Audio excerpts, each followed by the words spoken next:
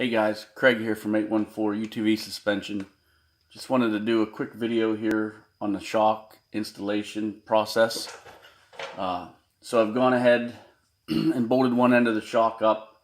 This just happens to be on a Kawasaki Terex. On this model we run the shock inverted, basically the knobs up. It's best for clearance issues on this. Some of the machines, Honda Pioneers, we run them knobs down. A lot of the Yamahas, we run them knobs down. So it's just depending on preference and fitment as to whether we run knobs up or knobs down. Makes no difference as far as the shock performance goes. So like I said, I already went ahead and bolted the top up. This is just the way I do it. There's a couple variations of the way guys do the install, but this seems to work the best for me. So you've got the you've got the body end of the shock installed. Pretty simple. You're just gonna I've got my adjuster nuts run the whole way down on the threads. There's a thrust washer. I slide that up. Go ahead and take the spring at this point. Slide the spring up the shock. Everything's going to be loose here for a little while. You just kind of got to hold the shock together, but pretty simple. Slide the spring retainer on. I've already pulled the shock bumpers down on the shaft. In the other video I explained that, how they need pulled down. So you just want to let everything loose. Go ahead and line the shock up.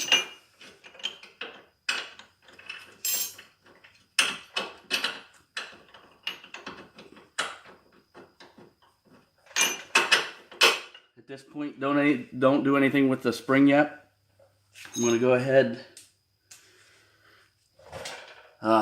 I've already got the, like I said earlier, I already have the bolt through. With the limiter strap package, you get some nuts. So you're just going to put the bolt through.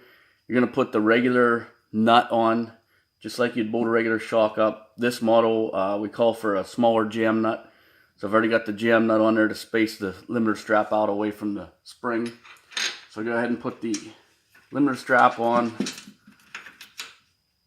At this point, the reason you've left everything loose is so you have the ability to lift everything up to get this limiter strap attached on the bottom side here.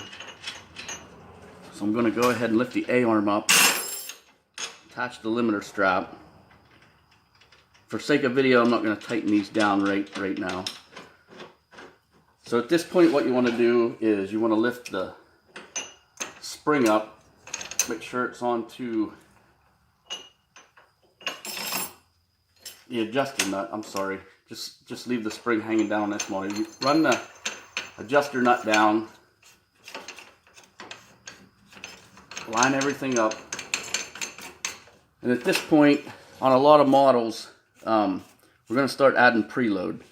A lot of models, you can just turn the spring and the adjuster nut with both your hands. No need for the spanner wrench right now.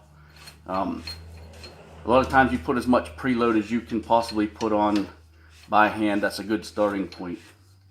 So there's nothing to measure when the machine's up in the air as far as preload goes. We don't do spring sag because of the limiter strap.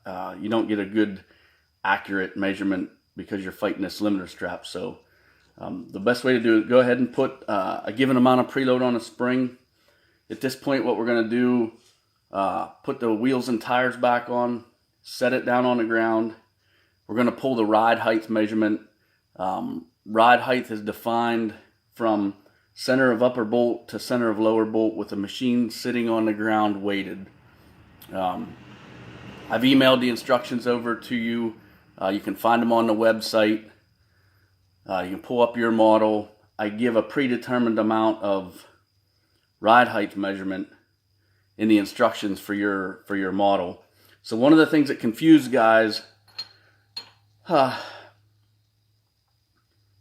a lot of times when we set these up, we put about a ½ inch more preload on the spring than what it's going to call for. And the reason we do that is coil springs, when new, they go through a cycle, what they call a cycle. So the first 10, 15, 20, 30 miles, depending on the terrain you're riding, the springs are going to cycle. Basically, they're going to settle, and they're going to settle a ½ inch. So On like a Kawasaki Terex, we normally run an 18-inch limiter strap on the rear.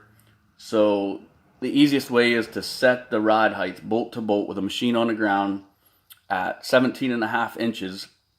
And it's going to look like there's not much down travel. It's going to look like the strap's pretty tight when it's sitting on the ground. But those first few miles you put on it, we'll call it a break-in period. The springs are going to cycle, so you're going to lose a 1/2 inch off that measurement, and the limiter straps are going to start to stretch. So as you ride, you'll create travel.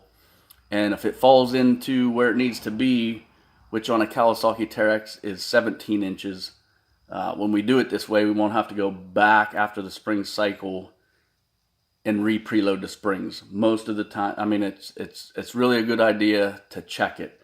One of the biggest mistakes guys make are they preload the spring, then they go ride it, the springs settle, and then they think they have to preload the spring back up to the original measurement.